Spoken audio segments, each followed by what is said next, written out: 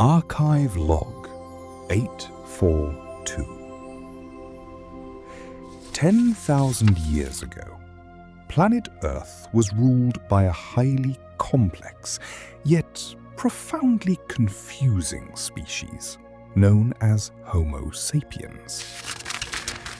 When our fleet arrived, we did not find epic war machines. Instead, we found millions of identical wooden boxes where humans isolated themselves. Adjacent to these boxes were smaller metal boxes where they parked their steel vehicles, which, according to our research, they loved far more than their own children. Our leading anthropologists spent years trying to decode how such an advanced species simply vanished. We discovered that humanity did not end with a bang. It ended because they simply got too distracted by their own household items.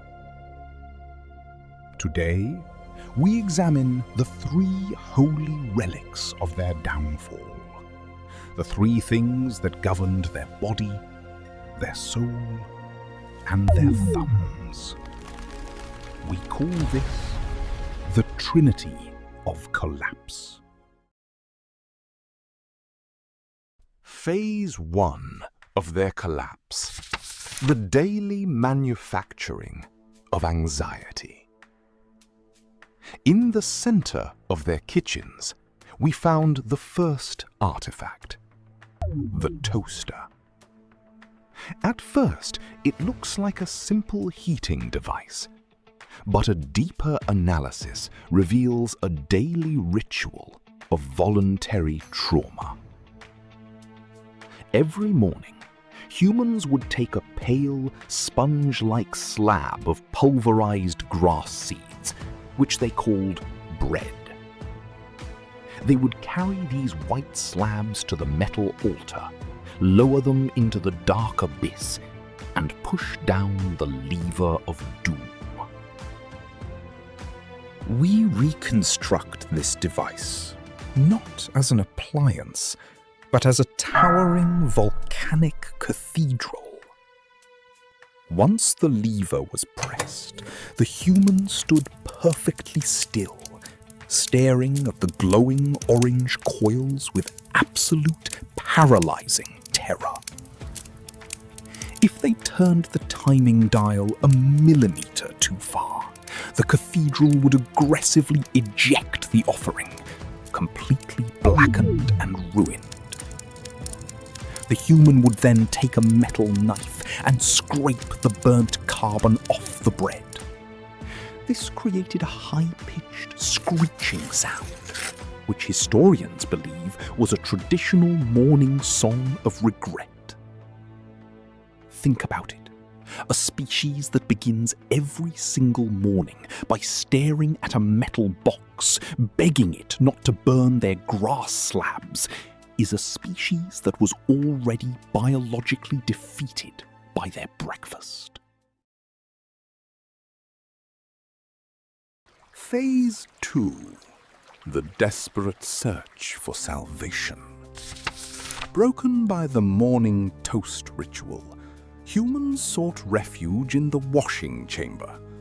But water was a dangerous element, so they performed a daily cleansing ritual.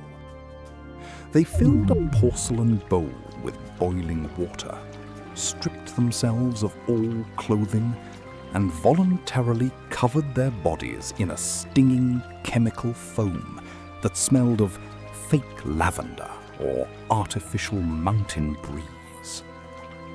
In this state of total, slippery vulnerability, they required a mediator between them and the water demons. Enter the rubber duck.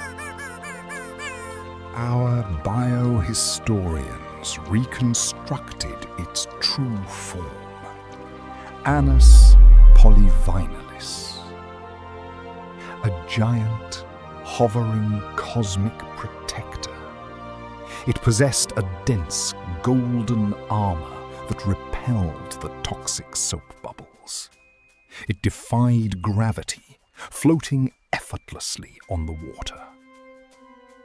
The human would watch this yellow deity, seeking peace. When the chemical bubbles threatened to bite their toes, the human would squeeze the deity's chest. The resulting squeak was not a toy sound. It was a high-frequency scream of raw cosmic terror, a holy war cry meant to scare away the plumbing monsters. Unfortunately, history shows that squeaking at water did not prevent their extinction. Phase 3. The ultimate surrender. We found the third artifact, resting in the skeletal hands of almost every human. A flat, polished block of dark obsidian glass. Humans loved this object. They spent their entire lives staring into it. They used their single opposable thumb to swipe up on the glass, forever searching for a mythical phenomenon known as the next post. This was not a communication tool. It was the apex predator of the planet.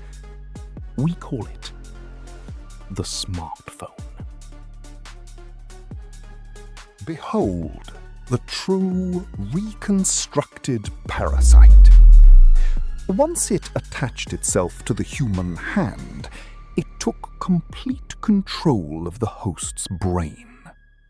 The parasite would emit a tiny beep, and the human would instantly salivate, dropping their food, their children, and their dignity, to check if a stranger 10,000 miles away had clicked a little red heart icon.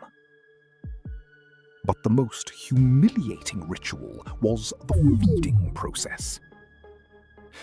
Once the parasite ran out of electrical energy, the human host would experience severe primal panic. They would run toward the walls of their boxes, plug a white cord into the wall, and tie themselves to it. Our archival footage shows millions of humans sitting on the kitchen floor, right next to the trash can, completely frozen, because their glass master was hungry. They built a spacecraft. They split the atom. And yet they spent their final years sitting on the floor, leashed to a wall by a white wire, waiting for a rectangle to charge. The Trinity of Collapse. They feared the metal box that burned their grass slabs. They prayed to a yellow plastic bird that floated in their baths. And they spent their final days sitting on the floor, waiting for their glass masters to reach 100%. Humanity was not destroyed by alien invasions. They simply forgot to look up from their screens, walked off a cliff, and disappeared. Let this dead world be a warning to the cosmos. This is Archive Log 842. End of transmission.